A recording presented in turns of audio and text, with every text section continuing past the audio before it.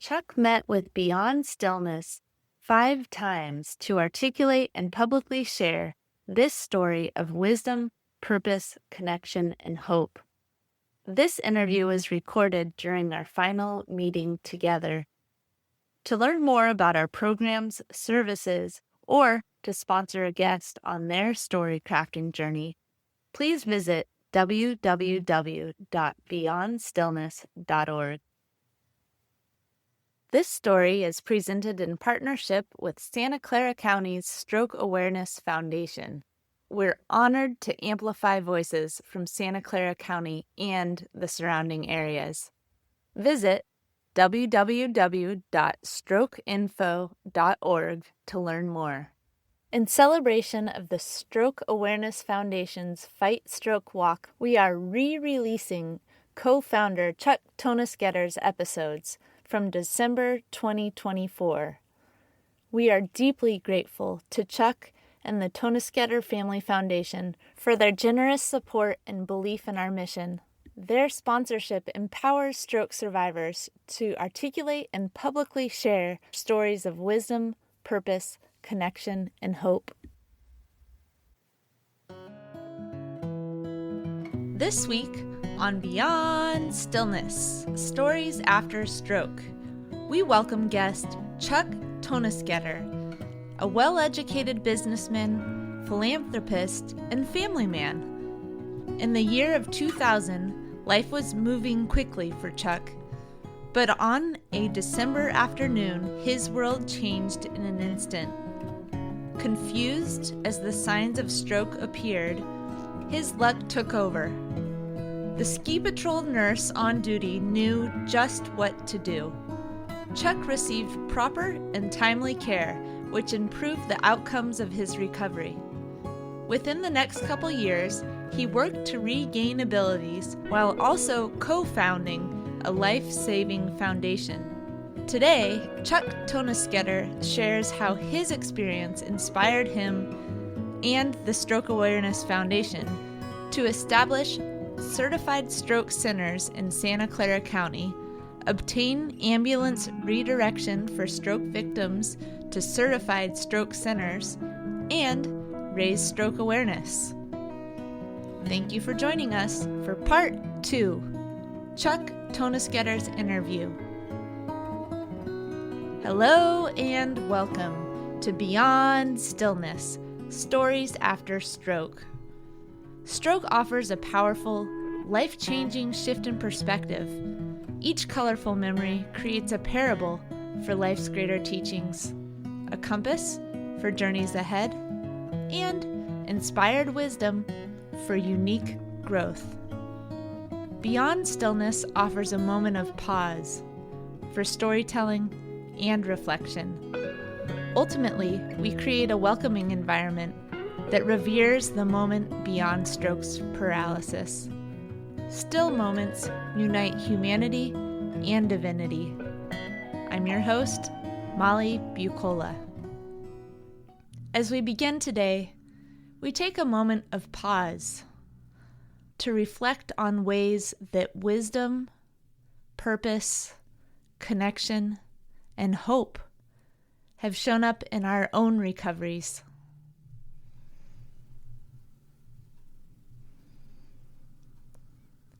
And we give thanks. Now, Chuck Toeniskoetter's interview. Chuck, thank you for sharing your story. At one point you said stress was the most significant factor in causing your stroke. And you mentioned stepping away from work for a bit. How did you change your daily routine to keep the stress level down? When you read the assumed causes of stroke, high blood pressure, alcohol, all kinds of different things that are typically related, thoughtfully, to stroke. So the relief of stress is important. We all live under stress. There's no walking away from it. It's part of our daily lives, especially in the United States. That's just the way we work. So finding ways to relieve that stress is extremely important. The ways to do it are just to take time off, re-engage or engage with your family and focus on that. It is to physically exercise so that you take your mind off of other things. The idea of succession planning and getting other people to step up and do other things help release the stress. And so it was obviously work because it's been almost 24 years. Right. Yeah. And you mentioned releasing control to other people within your companies.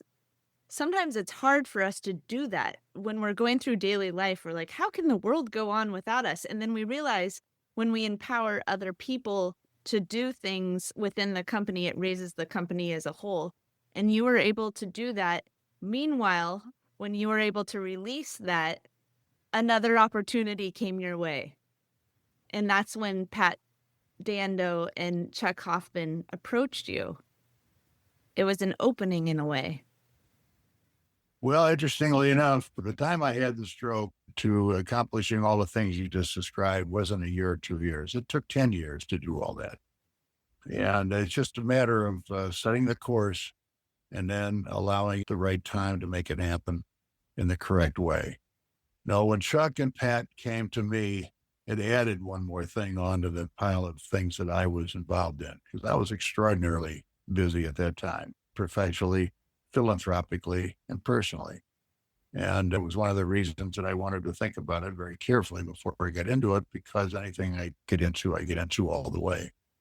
And so it was just adding one more piece to the pile of what I was trying to unwind a little bit. However, as I said, they were so convincing, and Dr. Sachdev was so knowledgeable about what could be done. And things were waiting to happen this way, but just hadn't happened because no one was pushing it hard enough. And quite frankly, that's where Chuck Hoffman came in. Once we decided to do this and get into certified stroke center in the Santa Clara County as soon as possible at Good Samaritan Hospital, he went to Chicago and pushed these people to get it done. And he did. And right then and there, it opened it up. And there was, they say, the first one in California. It was the third in the United States that just started right then.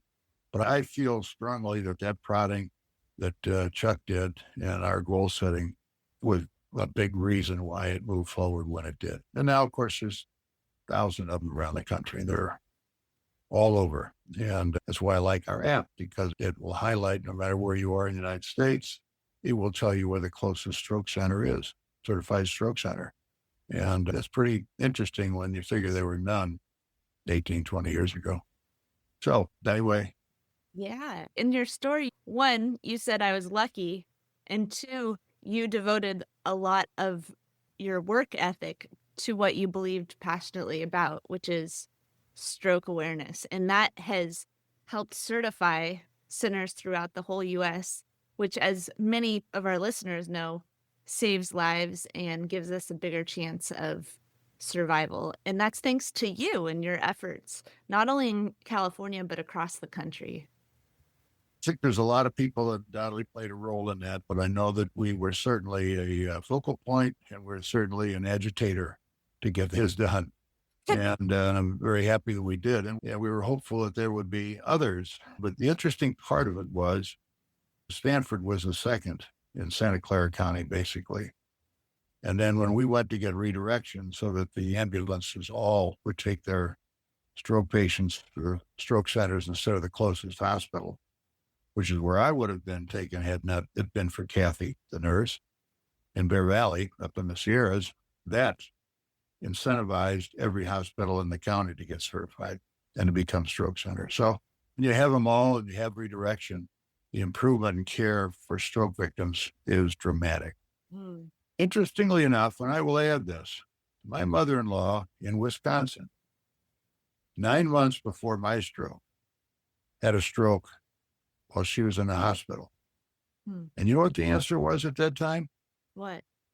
Get her ready for physical therapy. It wasn't, how can we take care of the stroke? How can we deal with a stroke?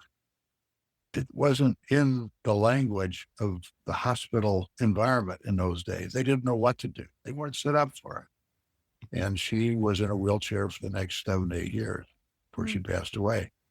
So coming 9 months later, And having somebody take care of me the way that now stroke victims can be taken care of throughout the United States, yeah, it's a big improvement. It's significant. And some of the techniques now that can be used, such as thrombectomy, and that's TPA, but now there's another drug that's even faster and better.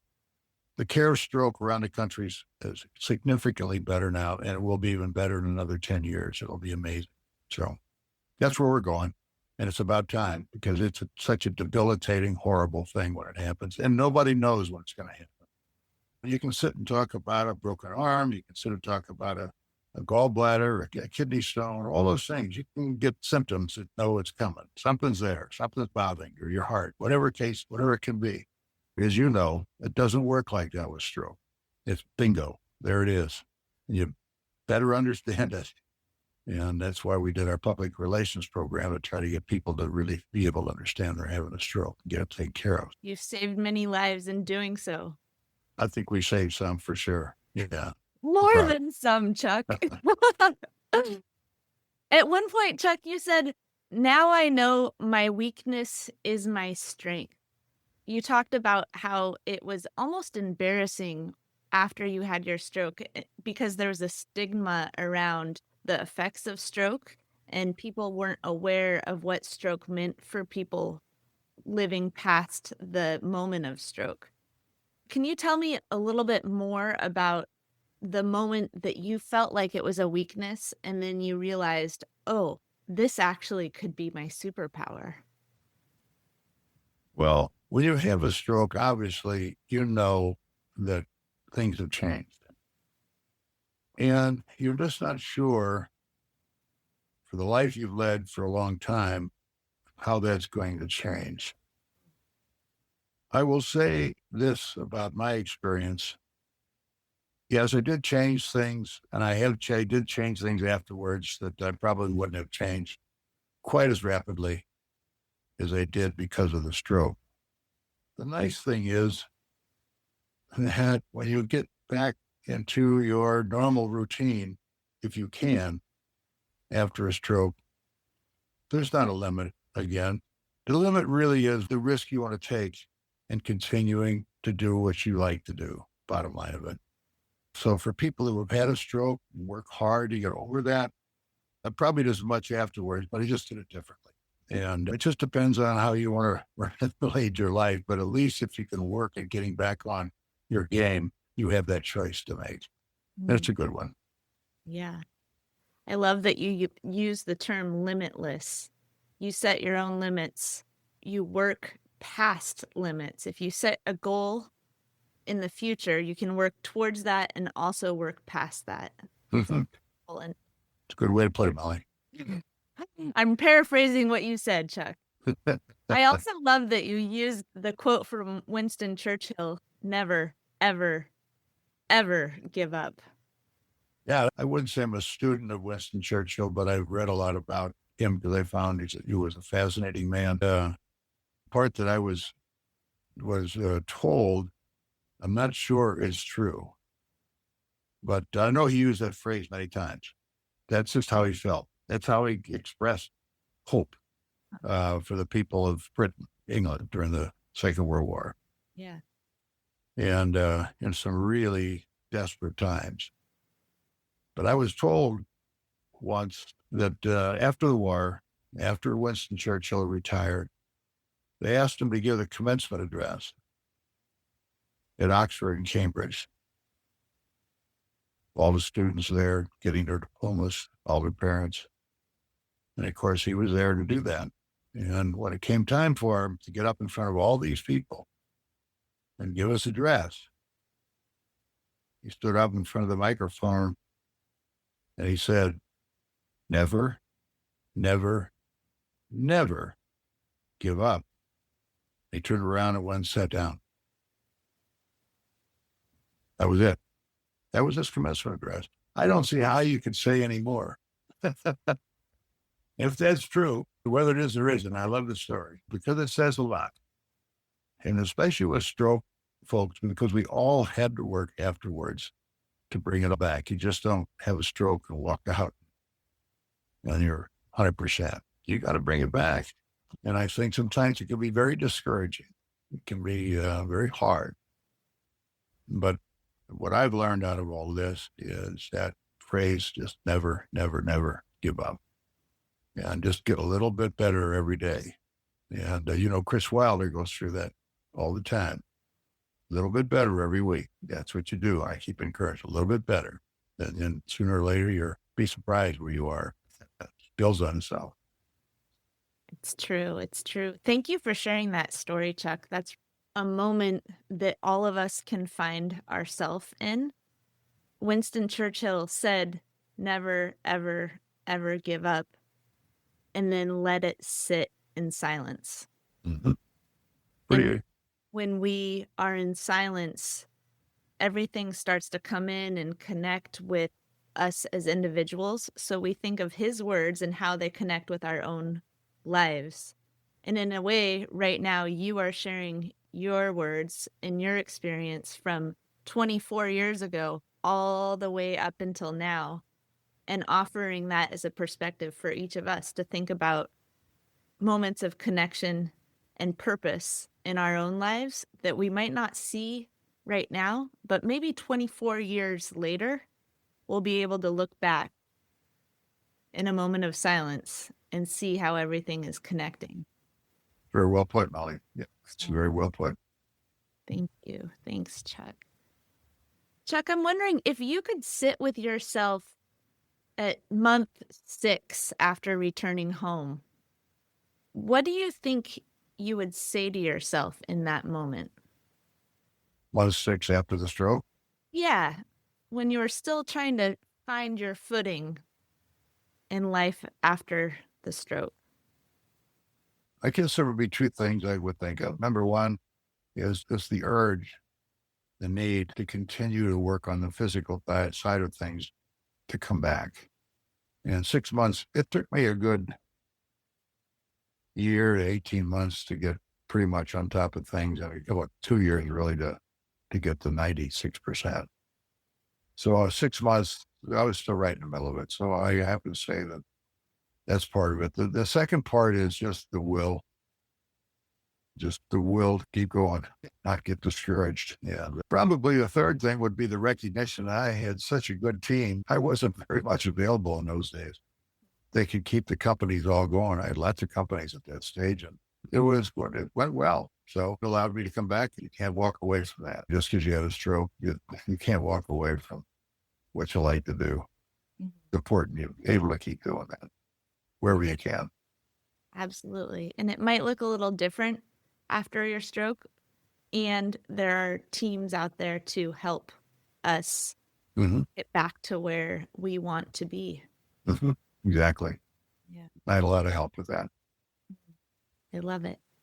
You're 24 years post-stroke. At this point in your life, how has stroke informed your perspective on life as a whole? Can change in a second. Life can change in a heartbeat. Yeah.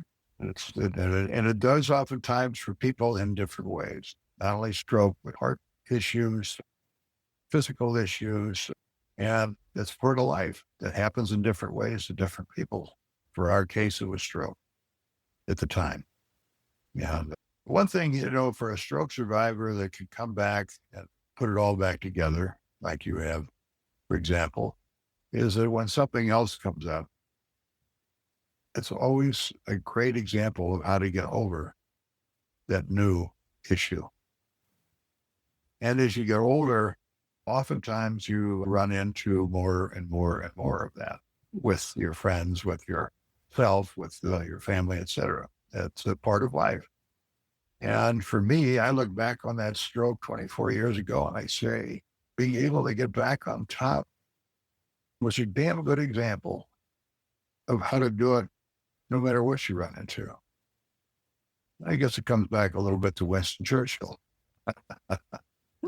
And whether it's in business, whether it's a disappointment with your family, whether it's a disappointment with the economy, whether it's a disappointment with the health issue, with a friend, or whatever it is, something that's really causes great pain or discomfort or whatever the case may be, you can go past it. You have to go past it.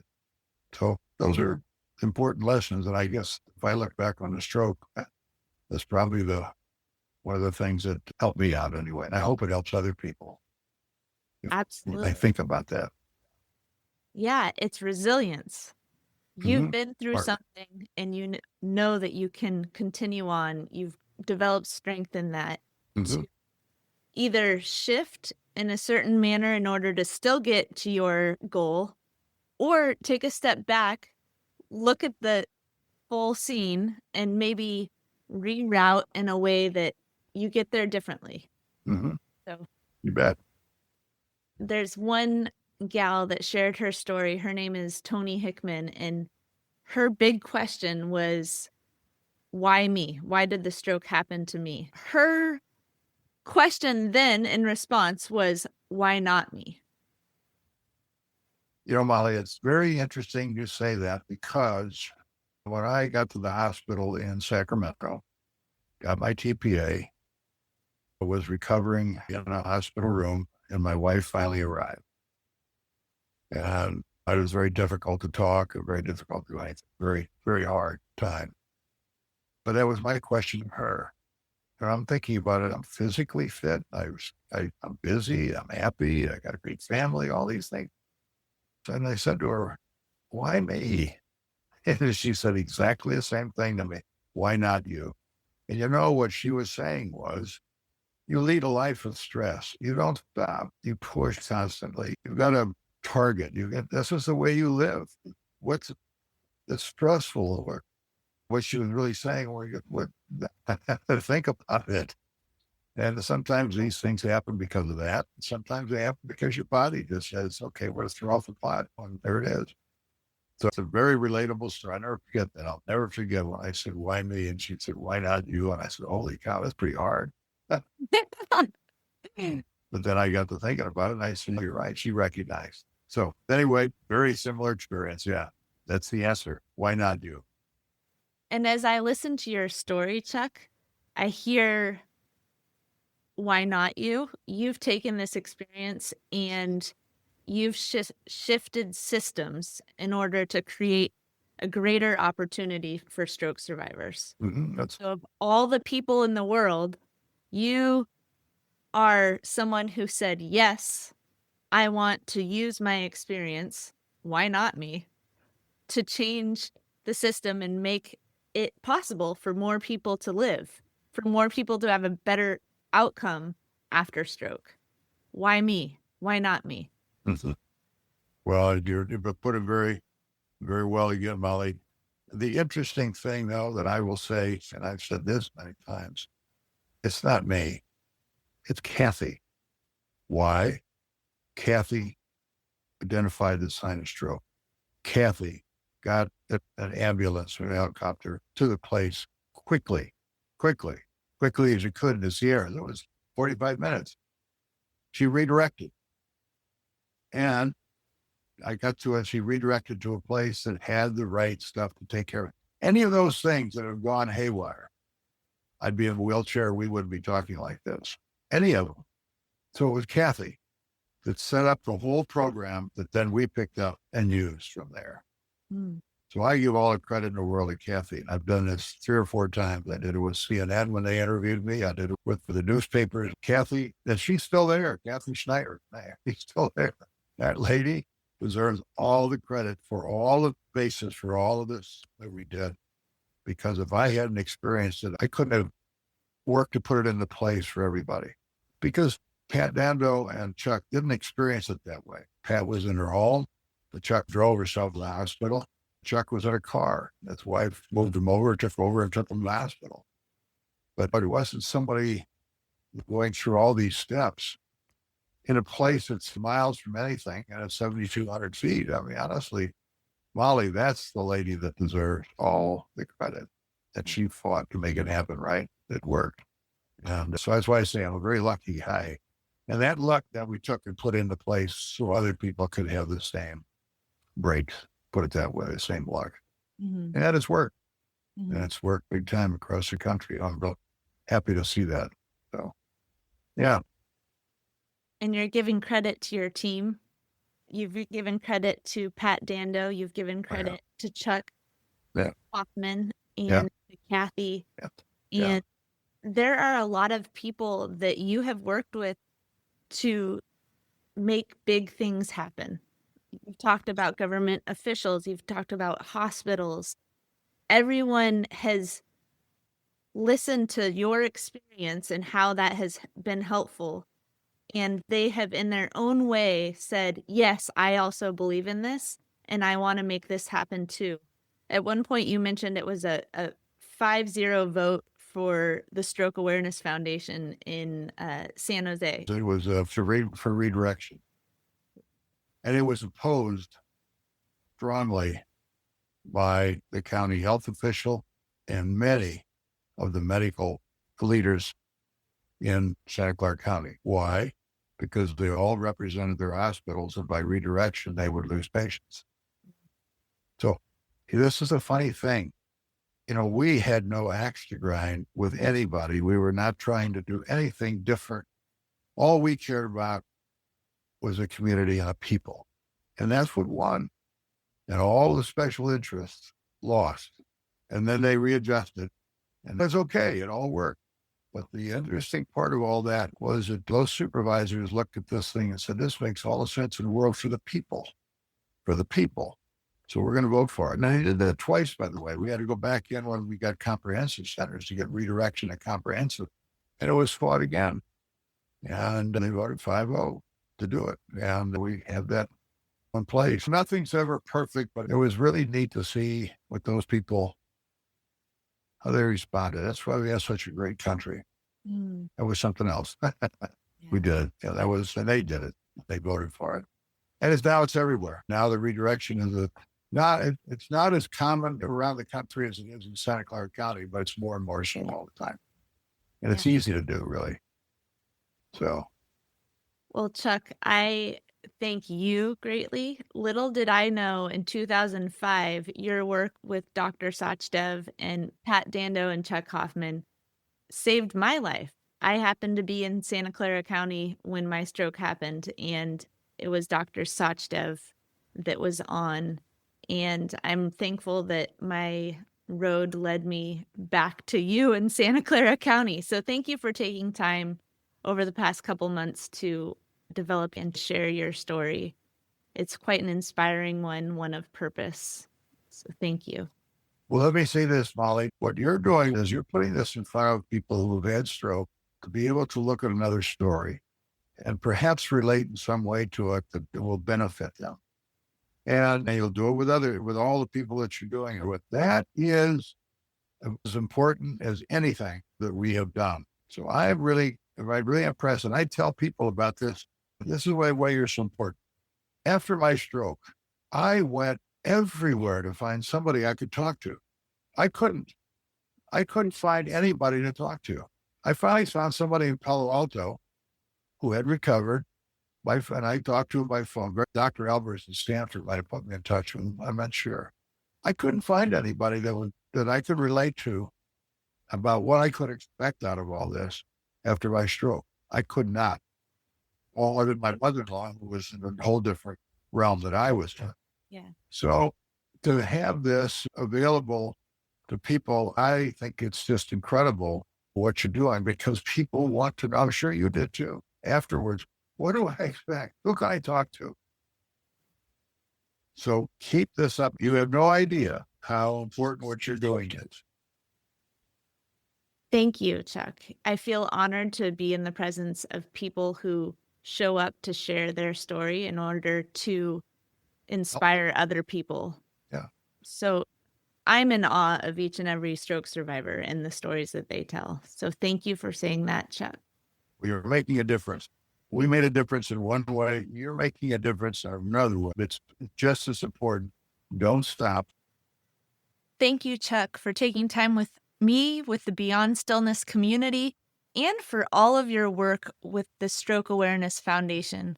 You have definitely saved lives and improved the outcomes of stroke survivors for the past couple decades. We are greatly thankful for the way that you support Stroke Center certification, for the training and redirection efforts of paramedics in emergency care, and for the ways that you spread the word about warning signs of stroke and the need for proper medical care. You are truly making a difference. And Chuck, thank you for helping save my life in 2005 in Santa Clara County. Storytelling empowers us to share our experiences in a way that invites others to reflect on their own. In closing, we offer reflection questions as an opportunity to spark dialogue with yourself, friends, family, or fellow stroke survivors. In a moment, I will read questions aloud, and you can also find them written in the podcast episode description. Community conversation prompts. What role has helping others played in your own recovery journey? And what lessons from your stroke journey do you share most often with others? On behalf of the Beyond Stillness community, we are grateful to you, Chuck, and the Toeniskoetter Family Foundation for your generous sponsorship and belief in our mission. You are empowering stroke survivors to articulate and publicly share their stories of wisdom, purpose, connection, and hope. Thank you. Beyond Stillness, Stories After Stroke is made possible by our guests and tax-deductible donations from friends and listeners like you. Join us in empowering stroke survivors with stories of wisdom, purpose, connection, and hope at www.beyondstillness.org. Another way to support is to like, share, or subscribe to our weekly show.